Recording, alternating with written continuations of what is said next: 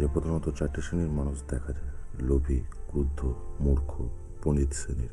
এই 4টে শ্রেণীর মানুষকে আয়ত্তে আনতে গেলে 4 রকম বুদ্ধি প্রয়োগ করতে হয়। অর্থলোভী মানুষকে আয়ত্তে আনতে গেলে সর্বদা অর্থলোলুপতাকে স্মরণ রাখতে হবে। অর্থের জন্য এই ধরনের মানুষরা পারে না এমন কোনো কাজ নেই, ফলে সুযোগ বুঝেই এইসব মানুষ অর্থ দিয়ে কাজ হাসিল করানো যায়।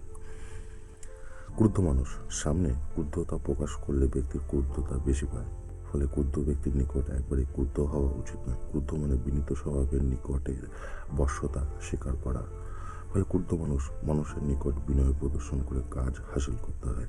মূর্খ ব্যক্তি নিজের মতামতকে সব থেকে সেরা বলে মনে করে, ভালো মন্দর বিচার জ্ঞান আর থাকে না। ফলে মূর্খ ব্যক্তিকে বশ করতে গেলে তারই মতের মত দেওয়া উচিত, তা না হলে অন্যের সুপদেশ এরা গ্রহণ করতে পারে না। সুপদেশ এই শ্রেণীর ব্যক্তিদের ক্রুদ্ধতা বৃদ্ধি পায়।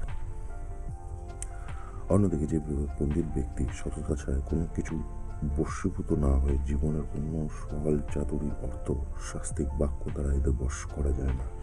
প্রকৃত পণ্ডিত বা জ্ঞানী ব্যক্তি সততা পূজারী হয়, ফলে এরা সত্য কখনোই পণ্ডিত ব্যক্তিদের বশীভূত করা যায়। একমাত্র সত্য বাক্য দ্বারা এদের বশীভূত করা যায়।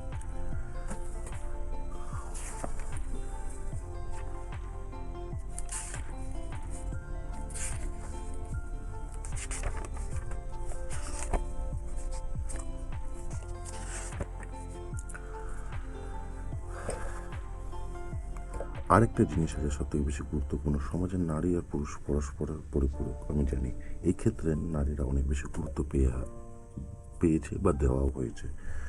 বলা হয় পুরুষের তুলনায় নারীর আহার অনেক বেশি, পুরুষের তুলনায় প্রায় 2 গুণ আহার করে তারা, কিন্তু নারীর বুদ্ধি অনেক বেশি পুরুষের তুলনায় নারীর বুদ্ধি প্রায় 4 গুণ। আবার ব্যবসায়িক বুদ্ধি আরও বেশি বলা হয়েছে।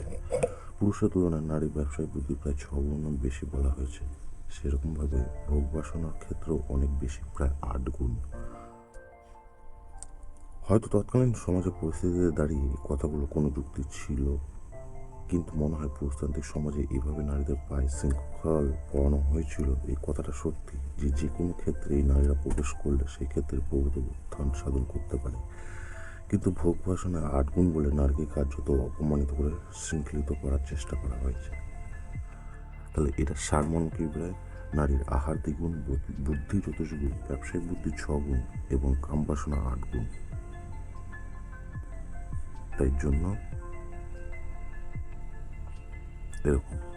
তো ভিডিওটা কেমন লাগলো কমেন্ট সেকশনে কমেন্ট করে অবশ্যই জানাবে, আর তোমাদের মতামত এই ভিডিওর ব্যাপারে অবশ্যই জানাবে যে কতটা তোমরা এই জিনিসগুলো, এই ফর্মুলাগুলো অঙ্কের মতন নিজের চোখে দেখতে পেয়েছো বা দেখতে চাও অ্যাপ্লাই করে।